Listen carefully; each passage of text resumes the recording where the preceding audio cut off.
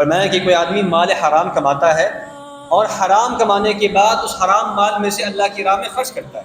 کتنے ہی ایسے لوگ ہیں جو حرام مال کماتے ہیں اور اس حرام میں سے پھر صدقہ خیرات بھی خوب کرتے ہیں۔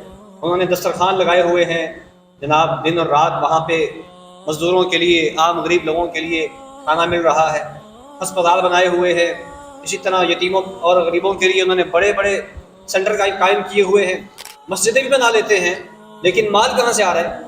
مال حرام سے آ رہا ہے۔ شیطان ان کو یہ پٹی پڑھاتا ہے کہ آپ مسجد بنا دیں، آپ کوئی نیکی کا کام کر دیں، فلاحی کام کر دیں، بس ٹھیک ہے، آپ کی جو ہے نا وہ حرام مال بھی حلال ہو جائے گا۔ تو فرمایا کہ کوئی آدمی جو حرام مال کماتا ہے، اس کے ذریعے سے وہ صدقہ خیرات کرتا ہے، تو اس کا مال اللہ تعالیٰ کے ہاں قابل قبول نہیں ہوتا ہے، اور اللہ تعالیٰ اس کے مال کے اندر برکت بھی پیدا نہیں کرتا ہے۔ فرمایا کہ جب یہ مر جاتا ہے، اس کے مرنے کے بعد جو اس نے مال حرام کمایا تھا وہ اس کے ورثاء استعمال کرتے ہیں، وہ ورثاء کا اس حرام مال کو استعمال کرنا بھی اس کے لیے جہنم میں مزید آگے بڑھنے کا باعث بن جائے۔ اللہ اکبر، کتنی خطرناک بات۔ پھر آپ نے فرمایا اللہ تعالیٰ برائی کے ذریعے برائی کو دور نہیں کرتا، بلکہ اللہ تعالیٰ نیکی کے ذریعے برائی کو دور کرتا ہے۔